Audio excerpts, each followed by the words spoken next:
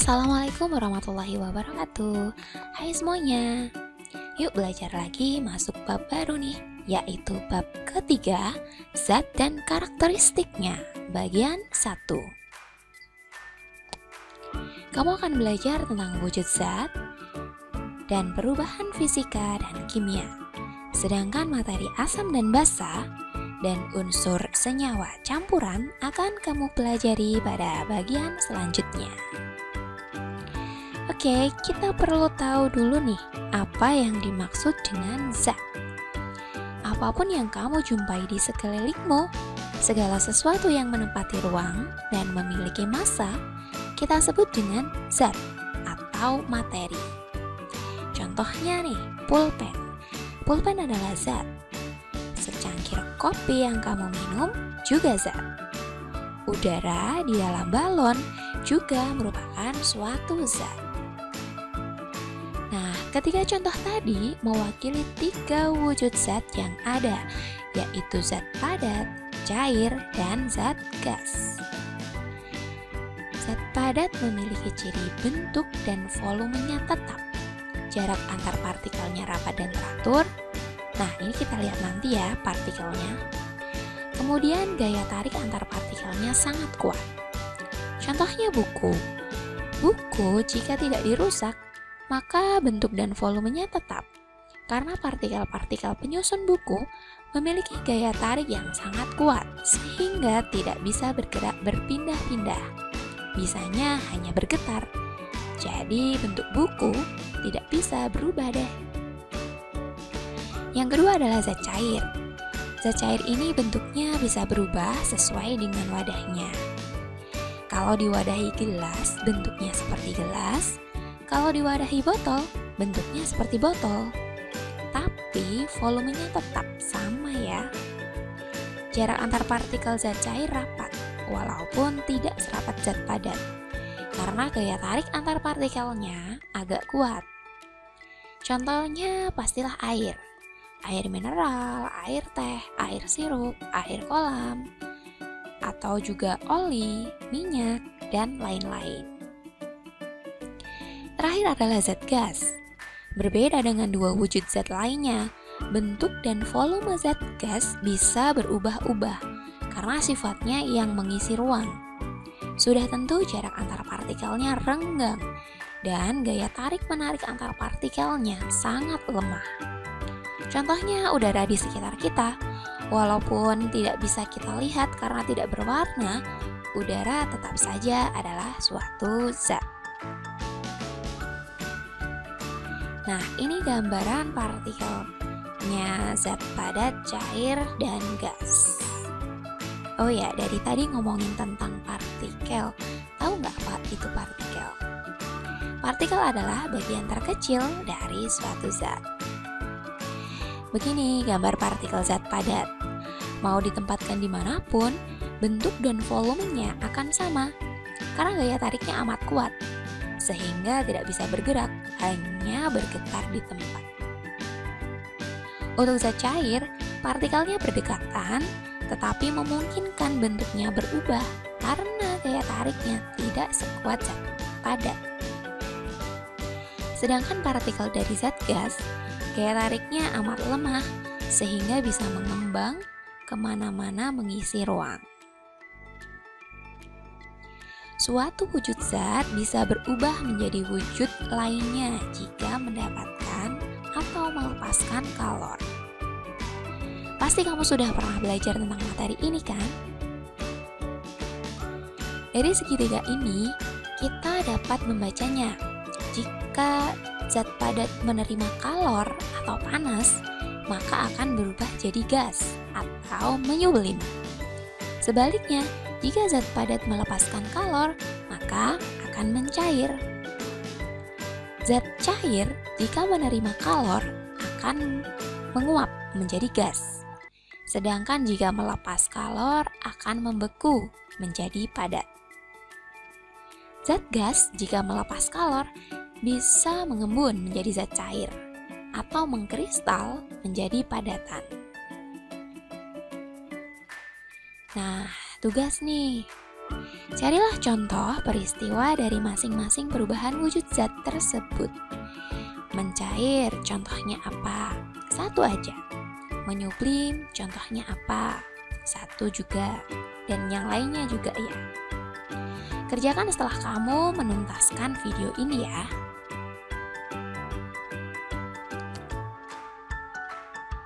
Kalau tadi kita berbicara tentang wujud zat, sekarang kita akan pelajari tentang sifat zat. Setiap zat akan memiliki sifat fisika dan sifat kimia. Sifat fisika suatu zat dapat diamati secara langsung dengan panca indera. Ini dia sifat-sifat fisika yang dapat dimiliki oleh zat. Bisa wujud zatnya apa, kekeruhannya bagaimana, kekentalan, titik didih, titik leleh, titik beku, kelarutan, kemagnetan, massa jenis, kekerasan, kelenturan, warnanya apa, baunya bagaimana, dan teksturnya seperti apa, dan lain-lain. Contohnya ada emas nih. Coba sebutkan sifat-sifat fisika dari emas. Apa wujudnya? Ya, berwujud padat. Warnanya apa? Warnanya kuning cerah dan agak kemerahan.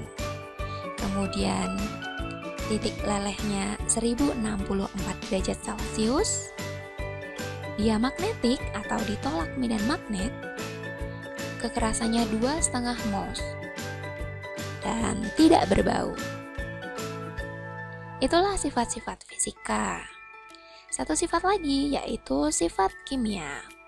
Sifat yang berhubungan dengan reaksi suatu zat yang kemudian membentuk zat baru. Contohnya, sifat mudah terbakar, korosif, mudah membusuk, mudah meledak, dan pH zat atau derajat keasaman suatu zat. Contohnya ada besi. Apa saja sifat kimianya? Barangkali kamu di rumah yang berpagar besi pernah mengamati pagar tersebut seperti ada bercak kecoklatan. Pasti sudah familiar nih dengan fenomena besi berkarat. Nah, besi memang bersifat korosif atau mudah berkarat jika terus bersinggungan langsung dengan oksigen. Sifat yang lainnya adalah besi ini mudah bereaksi dengan air, mudah bereaksi dengan unsur-unsur non-logam, tidak dapat terbakar, dan mudah melepaskan elektron. Paham ya tentang sifat fisika dan sifat kimia suatu zat? Tugas kedua nih, silahkan kalian mencari sifat fisika dan sifat kimia dari air sebanyak-banyaknya. Kerjakan setelah usai video ini. Kita lanjutkan materinya ya. Zat bisa mengalami perubahan. Berdasarkan sifatnya ada perubahan fisika dan perubahan kimia yang dapat terjadi pada zat. Perubahan fisika hanya melibatkan bentuk fisik zat dan tidak menghasilkan zat baru. Perubahan ini hanya bersifat sementara karena bisa kembali ke keadaan atau wujud semula. Sedangkan perubahan kimia akan menghasilkan zat baru. Sifatnya akan sama sekali berbeda dengan sifat zat semula. Perubahan ini bersifat tetap. Zat yang dihasilkan tidak bisa kembali ke bentuk atau wujud semula. Contohnya nih, ada sebatang lilin yang kamu nyalakan. Apa yang terjadi setelah beberapa menit? Ya, batang lilin sedikit demi sedikit akan meleleh. Eits, bukan habis meleleh ya. Lilin tidak akan habis, hanya akan berubah wujudnya saja. Yang tadinya padat, karena kena panas, akan meleleh menjadi cairan. Nah, setelah dingin nanti, maka akan kembali padat seperti semula. Perubahan apakah ini?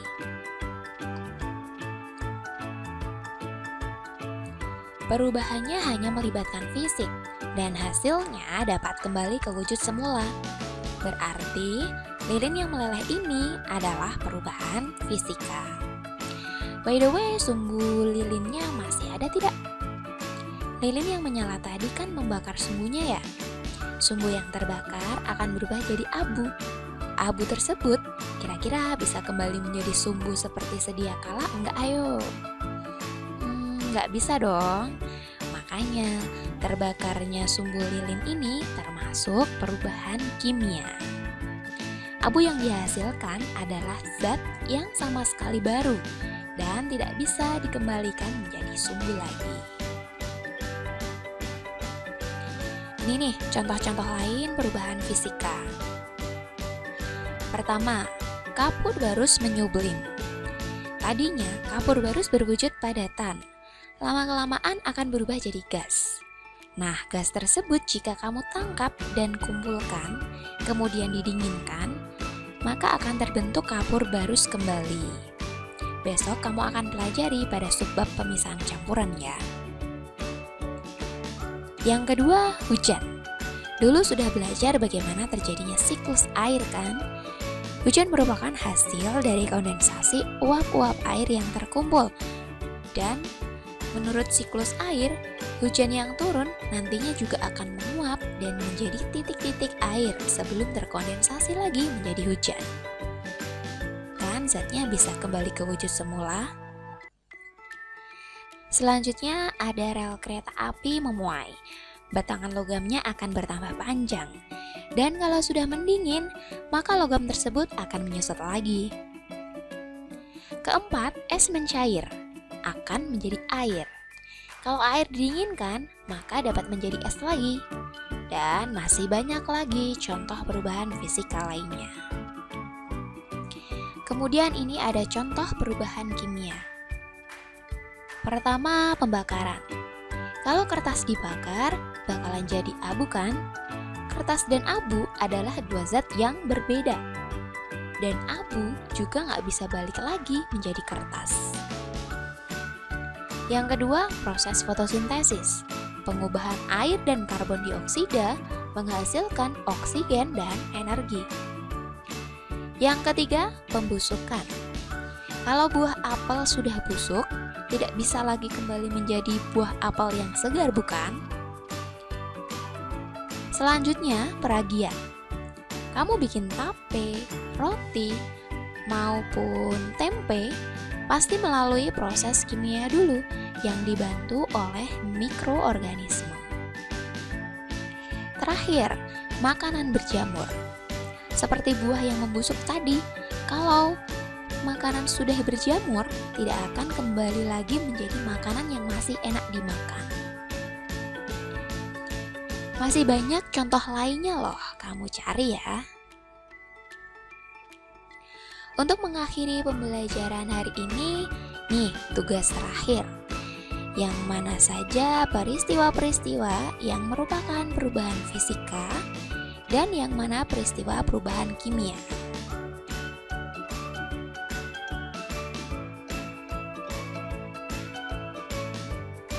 Selamat belajar, keep learning science every day. Terima kasih. Wassalamualaikum warahmatullahi wabarakatuh.